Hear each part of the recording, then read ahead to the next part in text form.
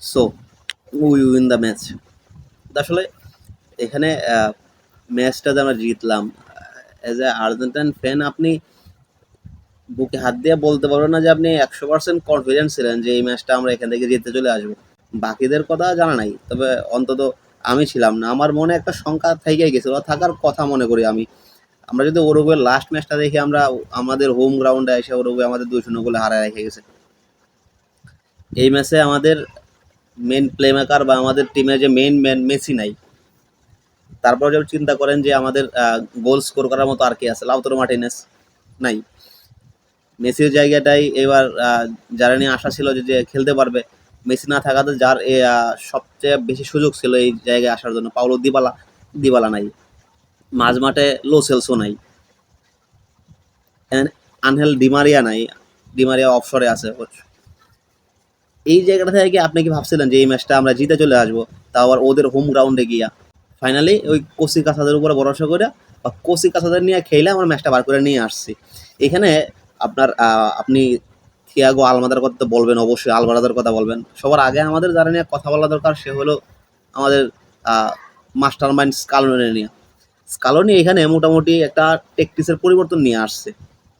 আপনি যদি দেখেন উরুগুয়ে আসলে খেলতে পছন্দ করে, ওরা বল পজিশন না নিয়ে ওরা off the ball high press করে খেলতে পছন্দ করে, কাউন্টার অ্যাটাকে ওরা খেলতে পছন্দ করে। এখানে লিওনেল স্কালোনি কি করছে, পুরোপুরি একটা হারাম বল টেকটিক সাজাইছে, যেখানে ও বল ছাইড়ে দিয়েছে যে আমরা বল নেব না, বল থাকবে উরুগুয়ের পায়ে, এবং ওরা অন দ্য বল ওরকম ভাবে হাই প্রেস করতে পারে না। তো ওরা অফ দ্য বলে খেলে অভ্যস্ত, কারণ ওদের যে মাঠের মাঝে যে ক্রিয়েটিভিটিটা এটা খুবই অভাব। এই কারণেই বেয়ালসে ওদের টিমটা ওরভাবে গ্রোথ করতেছে যে ওরা অফ দ্য বল পুরোপুরি একটা হাই প্রেস করে কাউন্টার অ্যাটাকে গিয়ে ওরা থেকে বল গেইন করে ওরা গোল দেয় বা গোল স্কোর করে। স্কালোনি এই জায়গায় ওর মাস্টার মাইন্ড সাজাইছে, ওরা স্কালোনি ওদের উইক পয়েন্টটা খুঁজে বের করছে যে আসলে ওদের উইক পয়েন্টটা কোন জায়গায়, এবং ওই জায়গাটাতে ও ফোকাস করছে যে ওরা অফ দ্য বল যেভাবে খেলতে পারে অন দ্য বল খেলতে পারে না, যে কারণে স্কালোনি পুরোপুরি বল ওদেরকে ছেড়ে দিছে। এবং এই হারাম বল খেলার যে টেকটিক্সটা আছে, ওরা যদি এখানে হারাম বল খেলার টেকটিক্সে আপনি কারে আগায় রাখবেন, এই খেলাটা মোটামুটি খেলে আপনার অ্যাথলেটিকো মাদ্রিদের সিমিওনির আন্ডারে অ্যাথলেটিকো মাদ্রিদ সেম খেলাটা খেলে। তো এই কারণে এখানে আলভারেজ তো অটো চয়েস আসতেছে, সাথে রাখা হয়েছে সিমিওনের ছেলে সিমিওনের, সাথে অ্যাড করছে লিওর থিয়াগো আলমাদারে। কিন্তু এই সিস্টেমে একটা উইক লিঙ্ক থাইকা যায়, সিটব্যাক করে অ্যাটাকে উঠলে গোল করার সুযোগটা কমে যায়, যে কারণে কারো একটা ইন্ডিভিজুয়াল ব্রিলিয়েন্স দরকার ম্যাচটা বের করে নিয়ে আসার জন্য। আর তাই লং রেঞ্জে গোল করতে পারদর্শী থিয়াগো আলমাদারে দিয়ে দিয়েছে একদম মেসির ফ্রি রোলটা। শেষ পর্যন্ত এই আলমাদার গোলের কারণে আর্জেন্টিনা জিতলো। ফুটবলে কারেন্টলি মাত্র দুজন কোচ আছে যারা বাই হুক অর ক্রোক ম্যাচ বের করে আনতে জানে, নিজেদের রিসোর্স ঠিক মতো ইউটিলাইজ করতে জানে। একজন হয়েছে আনচেলত্তি, আপনি আর একজন স্কালোনি বলতে পারেন। স্কালোনির পায়ে আর্জেন্টিনা ব্লেসড, আপনি এখানে আর কোনো কথা বলতে পারেন না। এই ম্যাচটা এই টেকটিক্সে বের করে নিয়ে আসা ওদের হোম গ্রাউন্ডে গিয়া, এবং এখানে আজকের এই গোলটাতে আর্জেন্টিনার 2000 গোল পরিপূর্ণ হয়েছে। আপনি যদি এখানে একটা কোইন্সিডেন্স দেখেন, আর্জেন্টিনার প্রথম গোলটাও ছিল উরুগুয়ের বিপক্ষে তাদের হোম গ্রাউন্ডে, এবং 2000তম গোলটা উরুগুয়ের বিপক্ষে তাদের হোম গ্রাউন্ডে। আর্জেন্টিনার কান্ডারে হয়েছে লিওনেল মেসি। আমরা কিন্তু ছোটবেলা থেকে এই মেসিময় আর্জেন্টিনা দেখে বড় হয়েছি, মেসিরে নিয়েই আর্জেন্টিনা দেখছি, মেসিরে নিয়েই খেলা আমরা জিতছি, মেসিরে নিয়েই হারছি।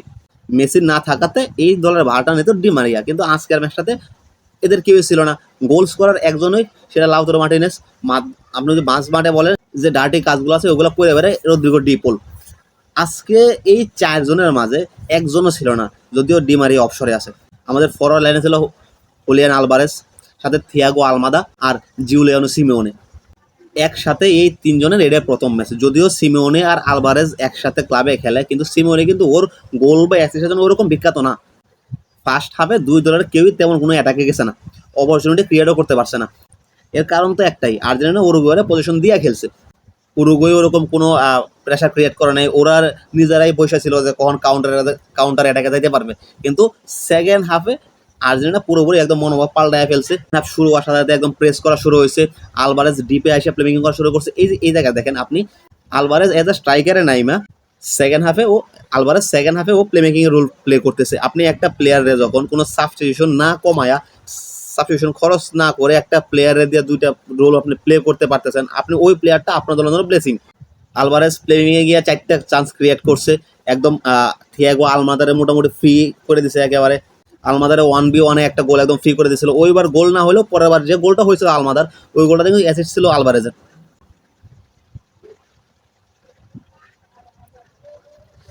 আলমাদারে ভাবা হইতেছে আর্জেন্টিনার নেক্সট পিওর নাম্বার 10। এতদিন মেজর লিগ সকারে থাকার কারণে ওরকম কোনো লাইমলাইট উপায় নাই, কিন্তু এইবার লিগ ওয়ানে গিয়ে নিজেরা ধীরে ধীরে মেলে ধরতেছে একেবারে। জাতীয় দলেও প্রথম শুধুটা একদম ভালোই কাজে লাগাইছে ও। সিমিওনে পরিচিত তার হার্ড ওয়ার্কিং এর জন্য। সিমিওনে আজকে প্রথমার্ধে আমার কাছে মনে হয়েছে একটু ডেট থাকলে কিন্তু সেকেন্ড হাফে পুরোপুরি একদম নিজের রূপে ফিরে আসছে। অন্যদিকে ম্যাকালেসার ওর রকেট লাঞ্চার ছিল, বালবার্দে ওরে পুরোপুরি পকেট করে রাখছে। এক মুহূর্তের জন্য বালবার্দে ম্যাচে কোনো প্রভাব ফেলতে পারে নাই। এমনিতে ম্যাকালেসারে একটু ডিপ রুল প্লে করলেও আজকে ওরে স্কালোনি কোনো প্রকার প্রেস করতেই দেয় না, আজকে মোটামুটি অ্যাডভান্স রুলেও খেলছে।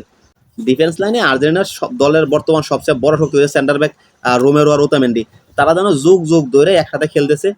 ফ্যানরা ওতামেন্ডির পরিবর্তন করতে বললেও, আমরা পরিবর্তন করতে যদি বলিও, ওতামেন্ডি কিন্তু শেষ বয়সে এসে দারুণ একটা ফর্ম কাটায় আছে আর্জেন্টিনাতে। আজ দুইজনে উরুগুয়ের সমস্ত আক্রমণ বক্স পর্যন্ত আসার আগে আটকা দিছে। আর্জেন্টিনার সবথেকে যদি আপনি আন্ডাররেটেড প্লেয়ার বলেন বা আন্ডাররেটেড ডিফেন্সিভ কোনো প্লেয়ার বলেন, তাহলে আপনার এখানে আসে টেগনিয়াফিকোর নাম। টেগনিয়াফিকো যতটুকু ও পারফর্ম করে অতটুকু উপলব্ধি ও কখনোই পায় না।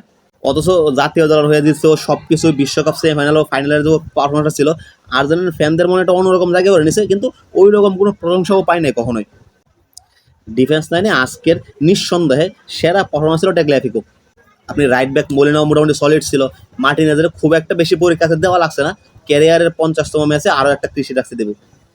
আর্জেন্টিনা দলটারে আপনি এখন বলতে পারেন যে পুরোপুরি মেসি নির্ভর না, কিন্তু মেসি থাকলে আমরা এখানে অন্যরকম একটা সুযোগ সুবিধা পাই।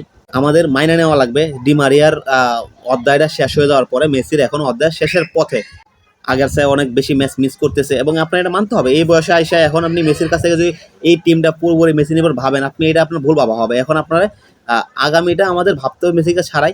হয়তো 26 বিশ্বকাপের চিন্তা করে মেসি ওরকম কোনো রিস্ক নিতেছে না, নিজেরা সেফ রাখতে চাইছে।